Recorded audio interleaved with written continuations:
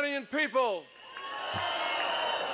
and my fellow Americans, 2018 was a major turning point for Iran.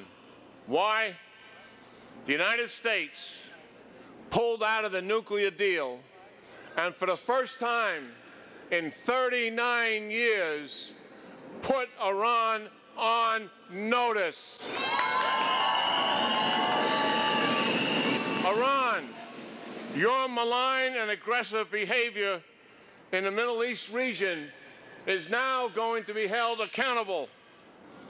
Using your proxies to drive the wars in Syria and Yemen must stop. Number two, Iran building ballistic missiles must stop. And number three, Iran, you must stop sponsoring terrorism.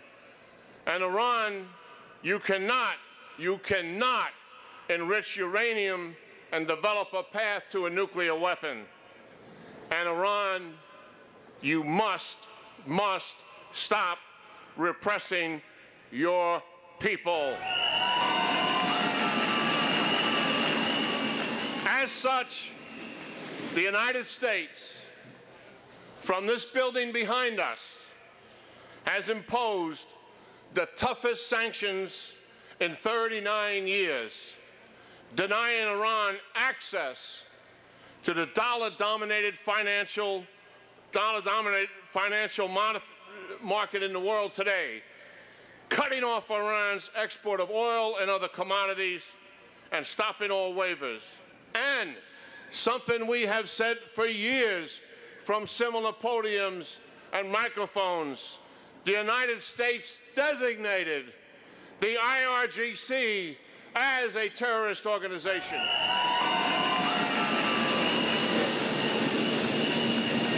What has happened?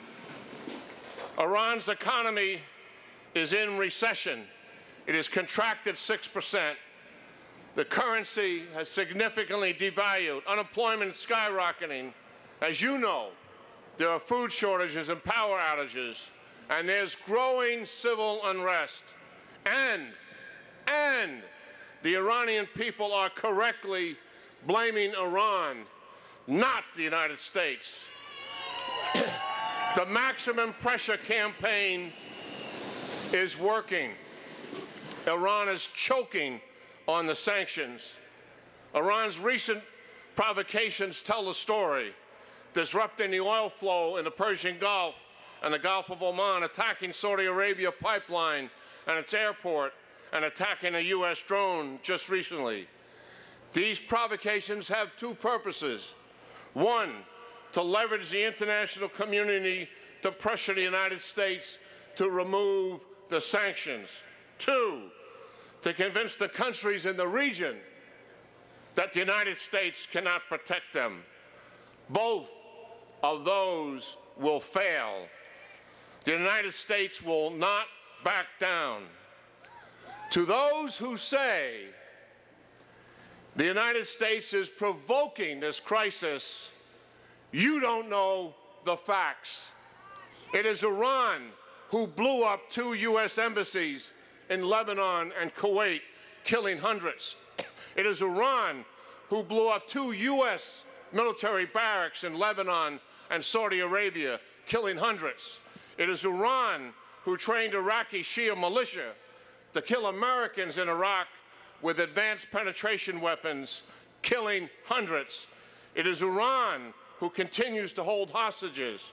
It is Iran who runs and funds the Syrian and Yemen civil wars, causing hundreds of thousands of deaths and a human catastrophe. And it is Iran who is now disrupting the shipping lanes and the flow of oil. And yes, it is Iran who continues to repress their own people. The United States will do what? The United States will lead a coalition of nations to keep the shipping lanes open in the Persian Gulf and in the Gulf of Oman. That will unfold in the days ahead. The United States will not, I say again, not tolerate Iran enriching uranium to a threshold capability and certainly to a nuclear capability. This will be a red line for the United States.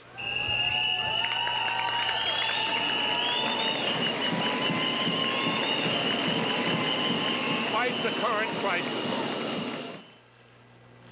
The very best path Iran has been on in the 39 years is right before us. So keep up your fight. Keep up your resistance. Keep up your hope. Keep up your courage. Your voices for freedom are heard. The American people and America stands behind you and the Iranian people, stronger than ever before. We will be there with you until you get your homeland and your freedom back. Thank you very much.